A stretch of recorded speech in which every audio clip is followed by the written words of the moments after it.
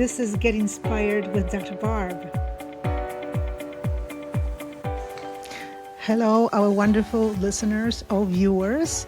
This is Dr. Barb Vokatis, and my show is called Get Inspired with Dr. Barb.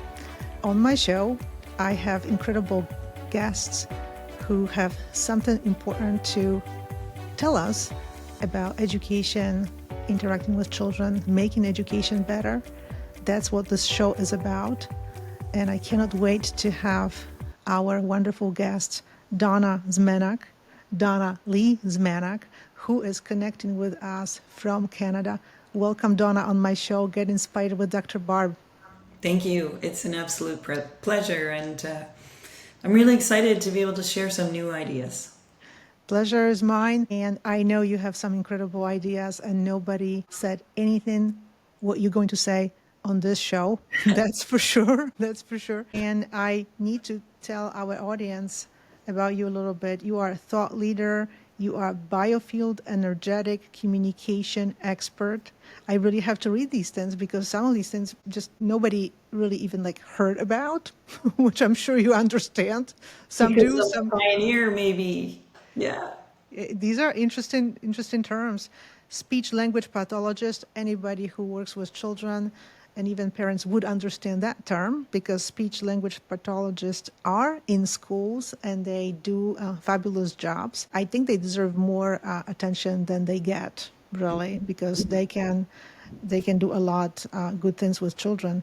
You're also a certified hypnosis instructor, and I know that you are also pediatric hypnotist. Yes. So that's another term, but probably not many people know. You see, it would probably take us half an hour to explain all these terms, but I know they probably connect too. They all intersect. You think of a beautiful Venn diagram of possibilities, and they all intersect at the margin of children. All children, and even more focused on children on the spectrum. Exactly, which is amazing. And you are also vibrational healing coach. And although some people might understand healing coach, but they might not understand vibrational healing coach. So that's another very interesting, intriguing term. And you were featured in one of the most amazing books, I think, of our time by Dr. Gabor Mate, The Myth of Normal. I read the book and he wrote something about you. It's a quote, and I would like to read it. Her capacity to heal others comes from the depth of her own healing. Donna Zmenak is one of the most courageous and authentic people I know. As in her personal triumphant journey with illness, so in her healing work and teaching, she channels truths that emanate from a deeply genuine place, offering guidance rarely to be accessed. This is definitely an amazing quote, and it speaks about your journey, but also about your expertise. Could you tell us about your background a little bit more, especially maybe about this intersection that combines all these roles that you play? The term energy, and we are energetic beings. I think that our audience would be very interested in understanding this and hearing about this a little bit more. Okay. Well, you know what? I'll sort of encapsulate my specific history. I was born to a very interesting family, and my father was also noted in a famous book called Uncommon Wisdom by Fritjof Capra, which was the beginnings of quantum physics years ago. And he was, you know what? It's now that I think of it, it's very interesting. It's almost the same thing that Fritjof said about my dad. So when I was growing up, this was common for me. My dad was a chiropractor, but he was also an energy healer. My mom was an intuitive. She worked for the University of Toronto. So my life, needless to say, wasn't normal. There certainly was no myth of normal then. And I wasn't normal. I probably was neurodiverse. I spent most of my childhood in the forest talking to animals because we lived near a forest. Even at 4 years old back then, you could do that. So that was my basis, my essence. As I grew up to be more programmed, I guess, conditioned or modeled by the world. I wanted less to do with my parents and more to fit in, to have friends, to be accepted. And so I can remember the confusion and the chaos. But I managed to fit myself into a square peg as a round, until, let's see, 20 years ago now. It was just about my 40th birthday. I was 39 years old. I had four kids, was going through a divorce, and I found out I had advanced cancer. And so at that point, basically, I turned myself around. I went back to my roots. I allowed myself to become more of who I was. I went on a deep journey of authenticity. I really do believe I was able to, I'm here and I survived, and I did this naturally. Like, there was no medical intervention. I was the absolute case for this. And I know that what I did when I reverse engineer it is that I surrendered, and I allowed every imposition of society based on who I was supposed to be to fall away. And I became more of who I really am. And I continued to raise my children that way. I have 5 kids. I think it was a beautiful turning point for them, because that's when my way of mothering really shifted as well. And the way that I'd always looked at children shifted even more so. I knew innately when I was, pushing and programming and cajoling and trying to make children like everybody else as a professional, it didn't feel right. But of course I wanted to do well that way. So I think that was the big shift. And so at that point, intuition blossomed, self-advocacy blossomed, self-awareness blossomed, and I blossomed. And that's how Gabor found me. And we developed a relationship when he was creating the book, and he was able to mention that story, and here I am. That's amazing how things happen for a reason. But I would like to ask you though, well, how did you know that, well, here I am sick and I think I have to do something different in my life? Where did this come from, really? Was this just totally from inside of you? Because that happened after you said a period of trying to fit in, not being really yourself, because, well, you have to fit in, you have to find friends, so you have to be like other people, right?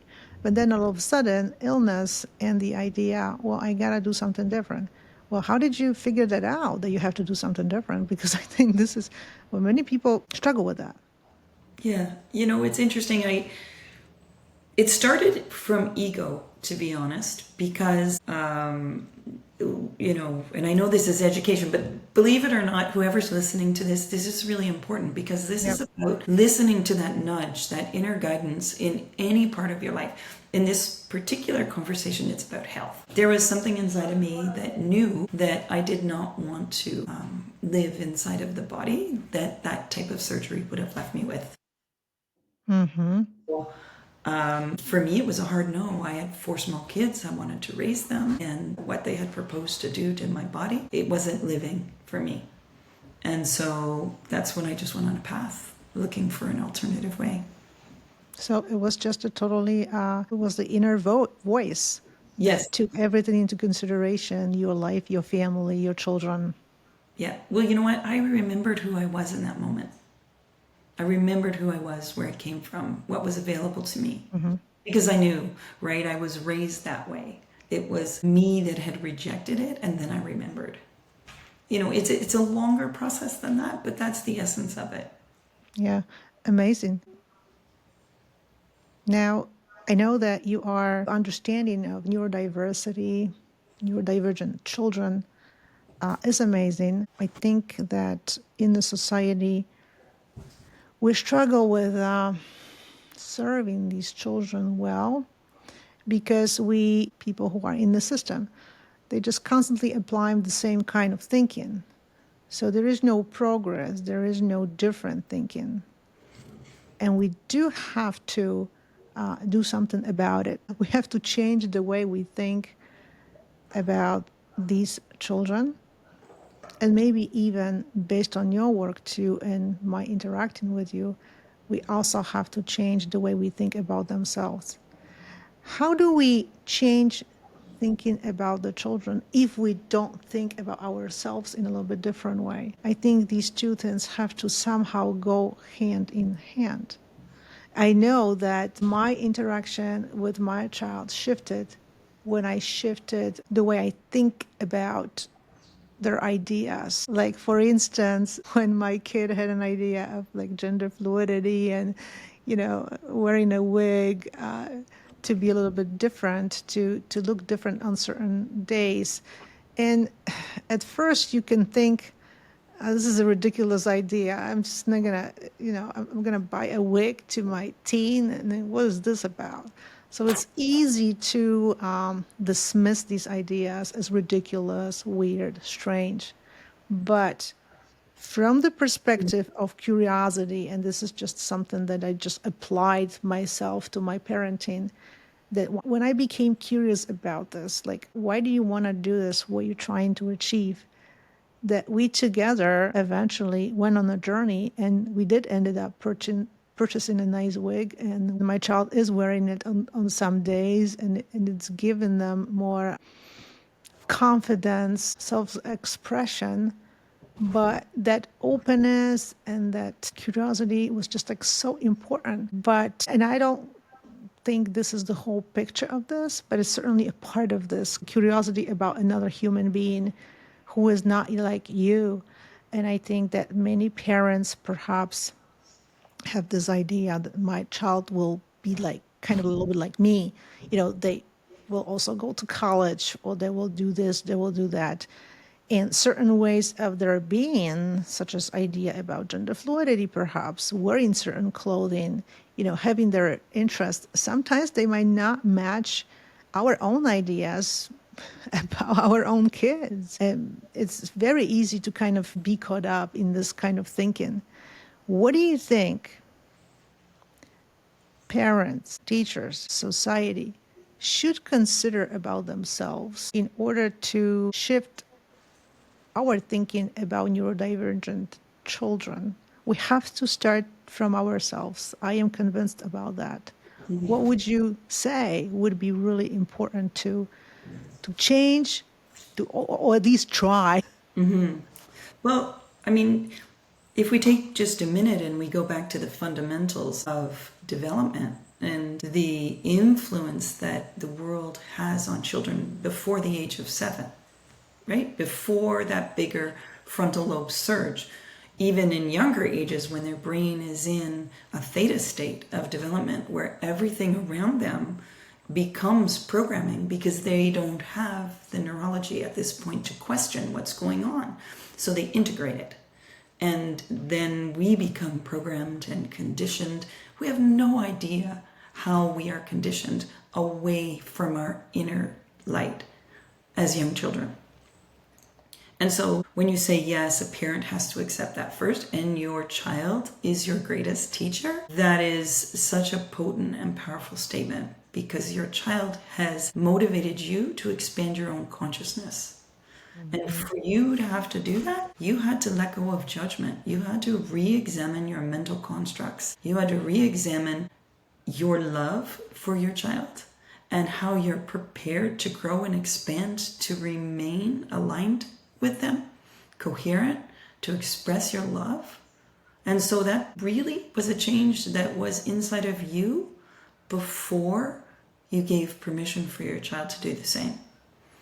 And that's what I would encourage every parent to do, is to step back and have some awareness of how their belief systems are imposed upon them, predominantly before the age of 7, and how they can really take a look at their own level of judgment, first around themselves and then the world around them.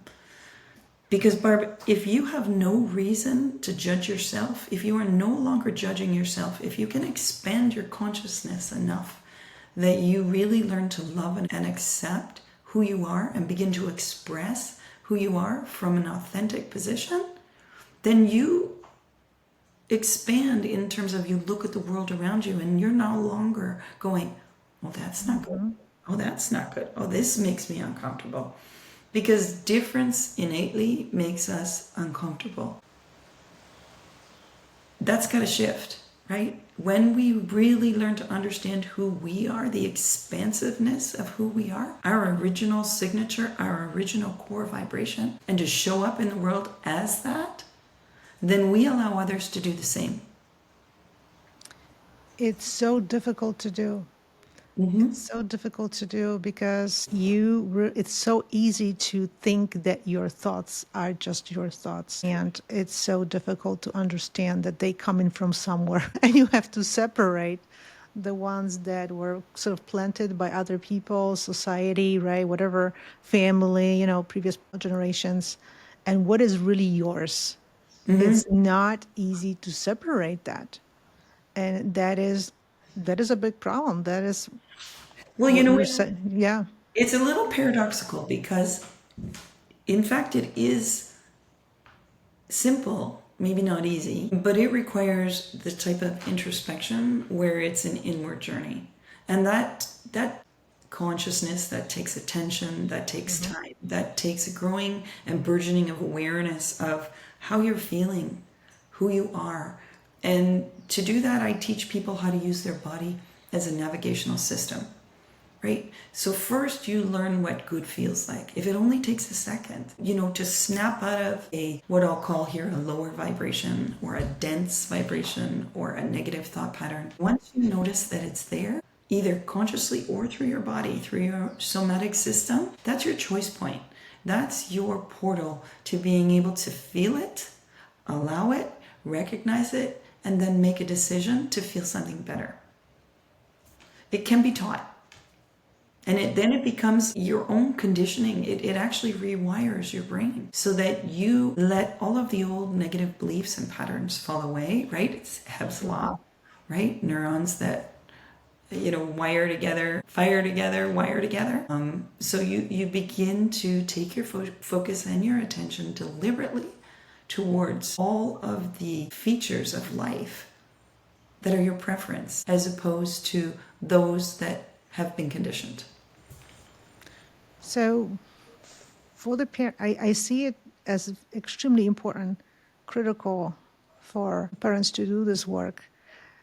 I didn't have to do this work to this extent because in my educational studies, having this critical literacy element, like you have to be critical in terms of all the influences that influenced you. That work was done for me, I think, in my studies. So I was lucky to have this experience. But it's still not as easy because, let's say, the idea of gender fluidity and things like that, when you, or the idea of neurodiversity itself.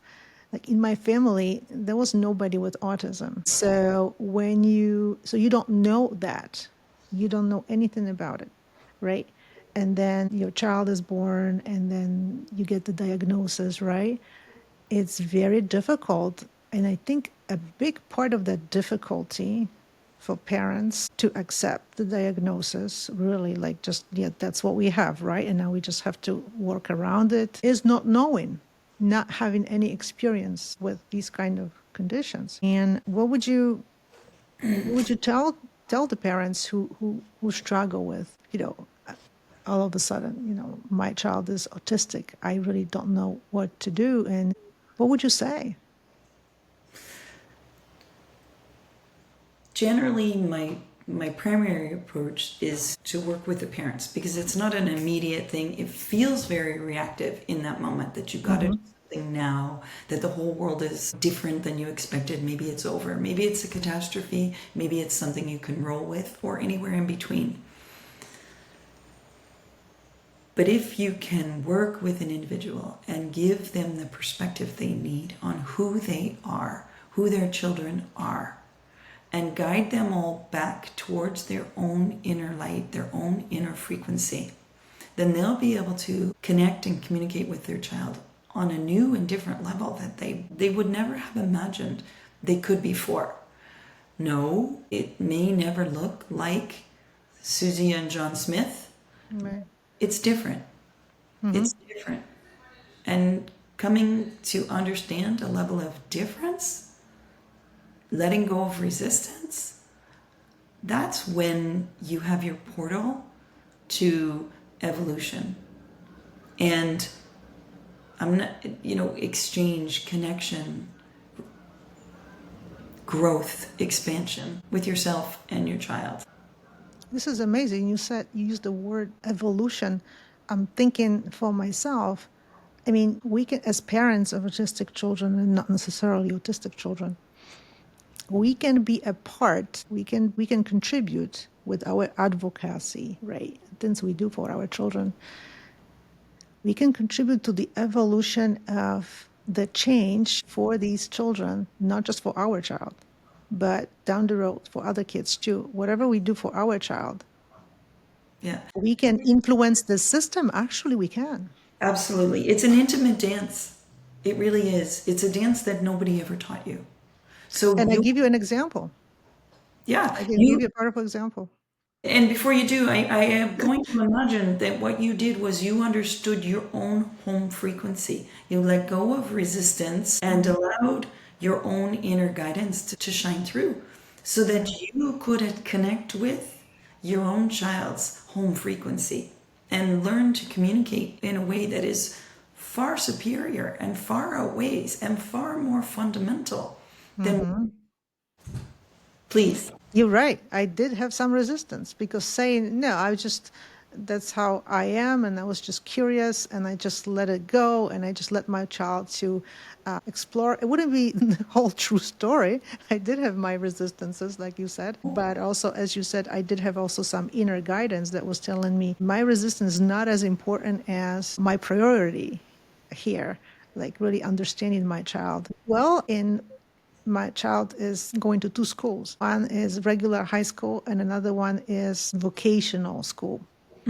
So they go in the morning to regular high school and to the vocational school in the afternoon. It turns out that this vocational school is not doing a great job as far as teaching neurodivergent kids at all.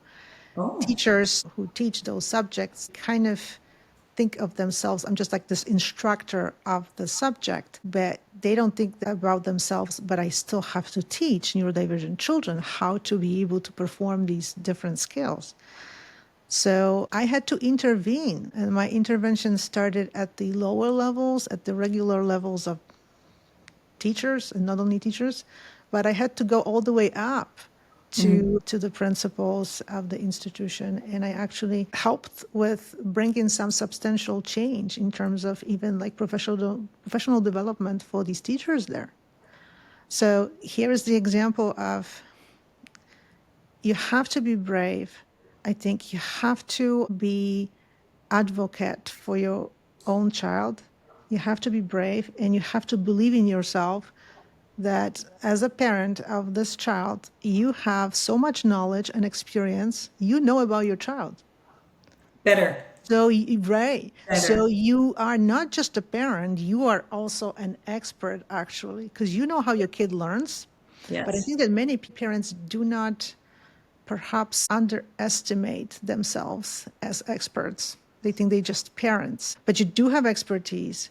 And if you are, and it's a lot of hard work, I totally understand it because I went through all this myself, but you have to do whatever it takes to help others learn about your child because you cannot assume that they know what you know. You know what I mean? Can I ask you a Yeah. question? I agree. You said it's a lot of hard work, Yeah. right? What if for a moment we asked a question or reframed it? If you were to start again from scratch, knowing what you know now, if you were able to truly step into your own expression to foster their expression, would there be so much resistance?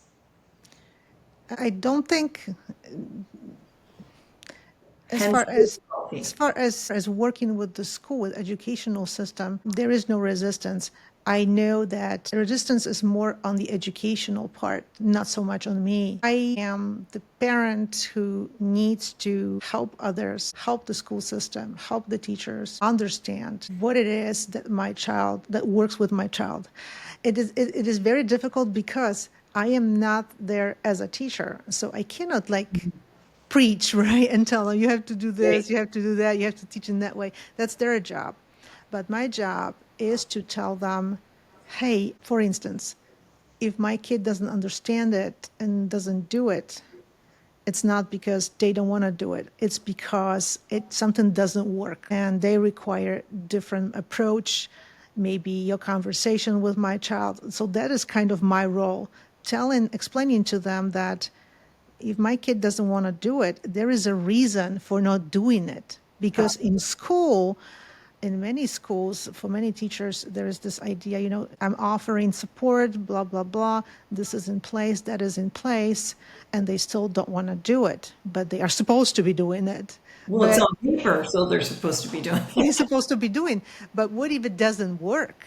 There is something that just doesn't work with the child. So I do expect from the teacher to figure that out, to have a conversation with the child. And they don't always know it, or maybe they think there's no time. There's all different kinds of reasons, right? This is energetic, and this is really important. In the world of energy, everything's frequency and vibration, including your consciousness, including the emotion you're emitting, including any skill you own. So if you don't own that skill, you cannot see it in others. That's it. That's all. So you as the mother have become more expansive, more open. And you don't see this or that anymore. You see this and that and the continuum in between. But what we need to teach professionals is it's not this or that anymore, that we do not have to follow a program. We have to be aware of who we are, right? How flexible we are. And then we have the capacity with an open heart and mind in a much more expansive way to stop, step back, take a moment, and allow whomever is in front of us to become and be and express who they are from a place of safety without constantly trying to bat them into the line that we want them to live in. It's actually very simple. If the child does not want to do something, instead of just assuming or think, well, it's got to be done, right? It's supposed to be done. And you just give them this bad grade or whatever, we're going to achieve really nothing. You're going to only get more resistance from the kid who gets the bad grade, which acts like punishment. And many neurodivergent kids, punishment just doesn't work with them. If you punish them, they're going to become even more resistant. And I love what you said. You have to step back and you have to bring in your flexibility and almost bring your own thinking about, well, wait a minute, who am I? Am I just this person whose role is to just make sure that this assignment is done? Or am I a human who is trying to have a positive influence on this child, who will, instead of hating me, will maybe give me an answer, what is the problem, what's happening, and maybe help me in modifying this assignment so it actually works. So this is a really good portal to the other really important part of this, and that is to be able to know who you are and to know yourself. You can then shift your own state of being into a frequency of vibration that calls the child in front of you forward. Period. You don't need to do anything. You need to be something. So I can say in my experience, because I'm intuitive and I understand energy systems and energies around people, that most of the children on the spectrum process information very differently. We're all okay with that. But what we have forgotten beyond that is that they process energetic information far more acutely than we could ever imagine, and that we do. Imagine that I'm a furry green monster and I'm getting more raging and more furry. Yeah. The kid can see it, but nobody else can, right? So imagine that the children are looking at me, or this particular child is looking at me, and they're like, whoa, wait a minute. You're not making this internal construct and judgment. It's totally visceral. It's like subconscious. I see you, and 9, stepping one more foot forward. So we all know that the teachers who make headway with children, all children, particularly children on the spectrums, are the one who can hold themselves in a state of being where they're in a higher vibration, where they invite the children in and allow them to be who they are as they are at their own time and pace and space. And it's then that you will see who they are and what they. This is absolutely amazing. And I think that, I'm just going to talk about it more with my students actually and refer to this podcast episode because this is so important. When I speak with my child and asking them what kind of teacher is a good teacher, that's really what I hear. They need to sense that someone cares. Yes. It's so important. Someone like my kid does so much better with teachers from whom they sense that they care. That's right. And it's just like day and night. It's not contrived. It cannot be contrived. I don't mean to by any means compare animals with humans, except on the very subtle level of energetic communication and perception. Your dogs, you and I both love dogs. We Yeah. know you can't fake it with your dog. You No. can't walk in after a lousy day and be angry and poochie coochie coo them and get away with it. They know exactly what you're feeling and exactly how you're feeling it, as do children. They do. Oh, 100% of the time. And by the time they're 7, and we get that frontal lobe surge and their mental constructs have changed, we've dampened it, dampened it, dampened it, dampened it. So now they're not listening to that part of them that can really read a room. Instead, they're in the left brain and they're like, do it right, be loved, be loved. What do I got to do? In the box. Okay, yeah, right? Yeah. So they're now supplanting their own internal compass Yeah. or a compass based on the external environment and who's happy and who's not. We teach them that. We knock it out of them. We have to teach them again to remember who they are and what they're capable of and how they can just enter a world and enter a room authentically as their own vibrational self. But teachers first have to become it to allow it. Parents too. And what I love about it, Donna, that it's actually there's so much similarities in what the parents should, what kind of work, internal work parents should do, and the teacher. When you think about it, it Yeah. is very similar. It's just a different place, school and home, Yes. but it's the same type of really work. And what do you? I know that you are not a teacher, but what do you think should immediately like shift in education that could maybe make a difference a little bit? Or maybe, I mean, one trick was not going to do it. Oh, we know that. But do you see anything that should immediately shift that would Yes. maybe help a little bit? Absolutely. And this is the course that I'm teaching, the Resonant Edge, where the minute that the individual in charge becomes self-aware, understands how potent and powerful they are by showing up present. That's it. Just showing up present. If all the teacher did was stand up at the front of the class with a beaming heart and a smile, they will radiate what they need for the children to do the same. So there are so many ways that this can happen. But first, the teacher needs to know how to do it. And it is this easy. In this conversation, even your energy's shifted because you feel a sense of safety and home. Yeah. Right? I can see. Yeah. So now if you were to go teach, you would feel secure. You would feel safe. You would feel authentic. You would feel, it's not contrived. It just flows.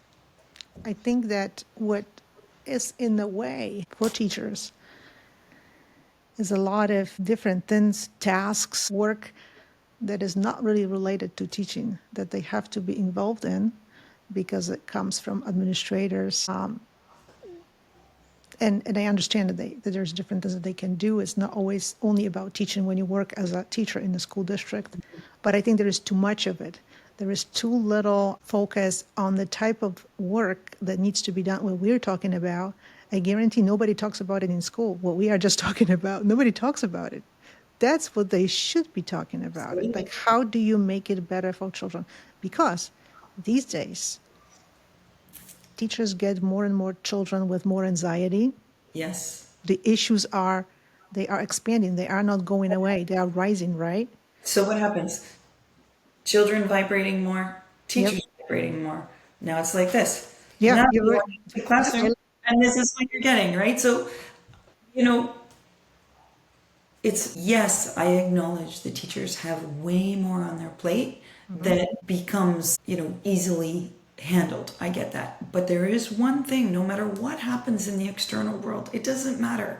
There's only one thing the teacher controls, and that's themselves.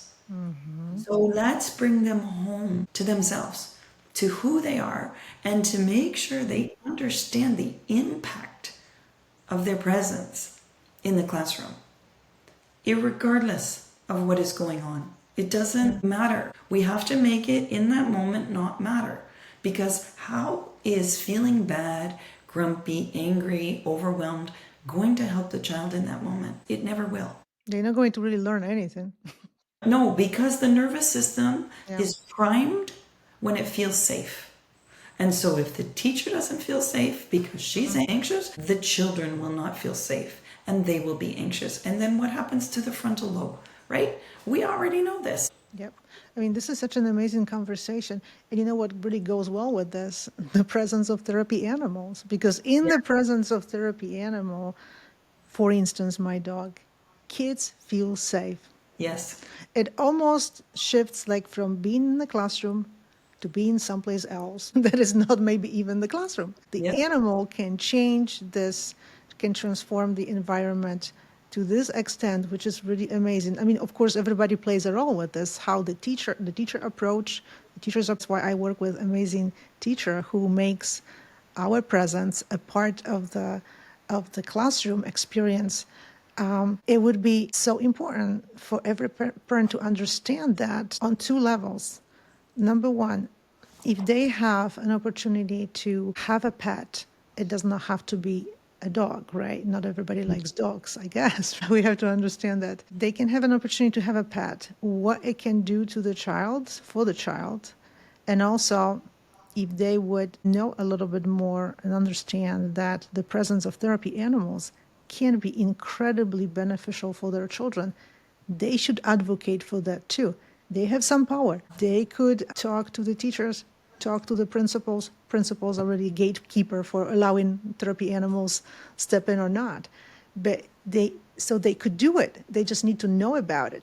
What would you tell to the parent in terms of what benefits they can see if they allow their child to interact, even with their own pet at home?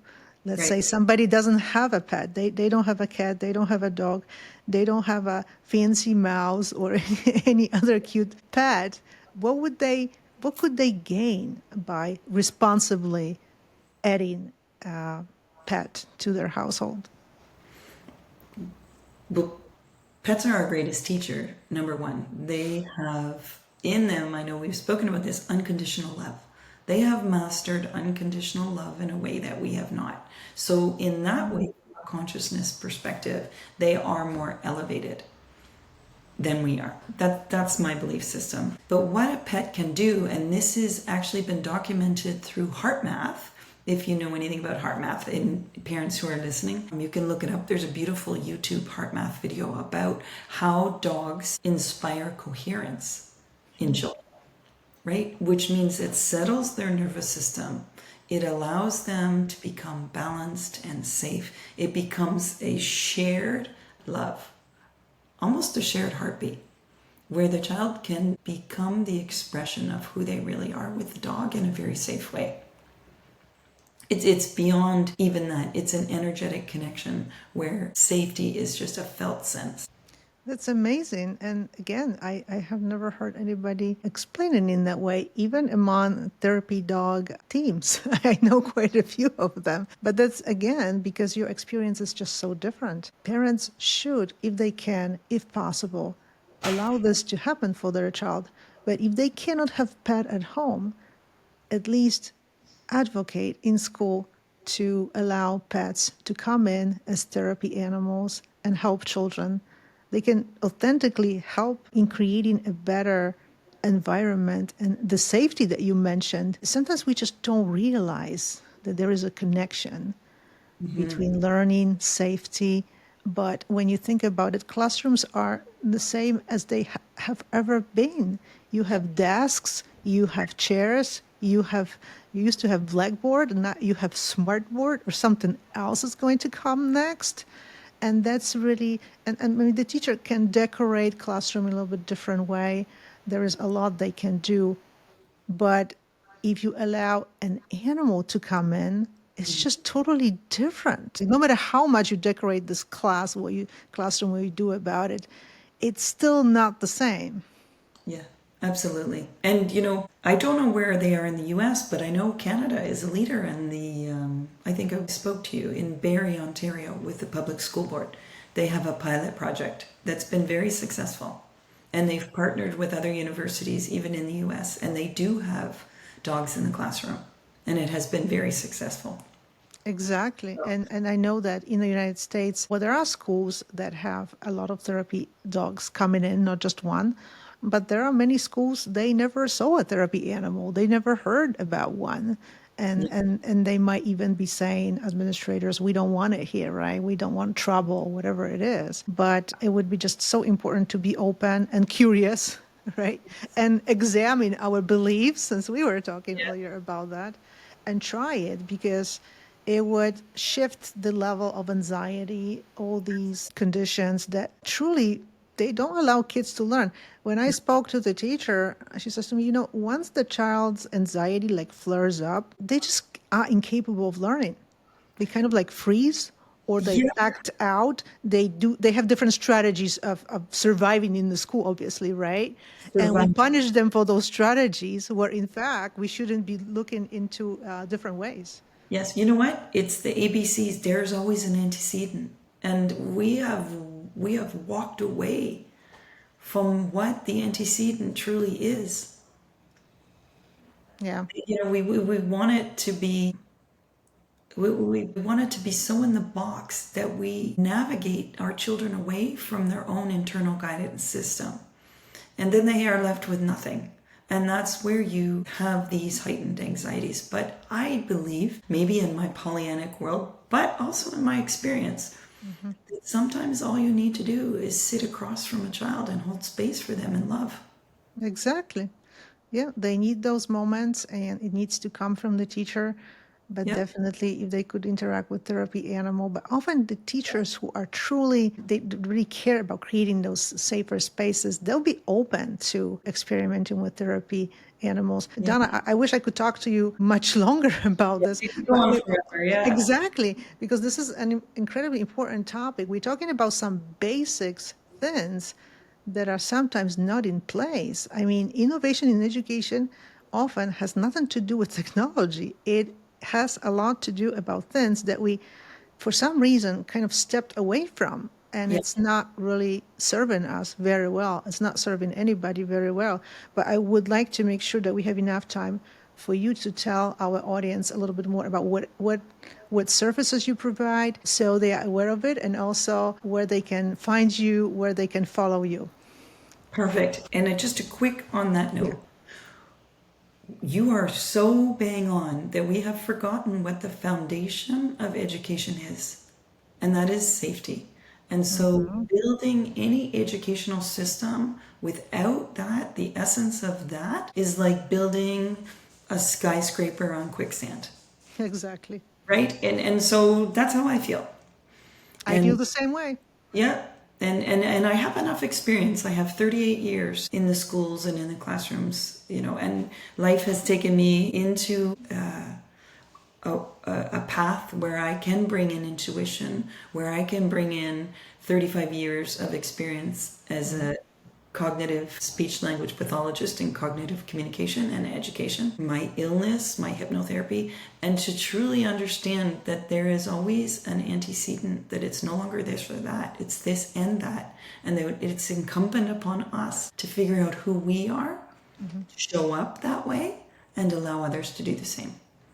Parents, teachers, administrators. So that being said, I have a website. It's my name, DonnaLeeZmenak.com. And if you're interested and you're listening to this, please get in touch with me, because I would like to make a international program, grow and expand my Resonant Edge program, which basically teaches everything we've spoken of today, including hypnosis and hypnotic techniques for children, which are extremely, extremely valuable. That's amazing, Donna. Whenever you have an update in your project, let me know. I would love to share on my platforms. And you are, as far as your presence on social media, is it mainly LinkedIn? Yeah, I'm really not great with that. I am going to hire somebody soon, so if there's somebody out there that can give me a call. There you go. I get a lot of requests for that. But I also work as a healing coach, so I work with people globally as well who are looking to heal. So It's amazing. So we know about your audience. A wonderful audience knows all about your website, your presence on LinkedIn. Connect with Donna, follow her. And I think this was an absolutely very inspiring conversation about how we can change education. It doesn't require a lot of funds for these things. You don't have to spend a lot of money to actually implement what we were talking about today. and your job satisfaction is going to skyrocket, because you're going to remember who you are and why you're really there. Isn't it amazing? Thank you so much. Please make sure to follow Donna and also follow our show, Get Inspired with Dr. Barb, and I'll see you on social media. Please listen to the show and let us know what you think. We can't wait. Bye-bye, everybody. Thank you so much, Donna. Right. This is Get Inspired with Dr. Barb.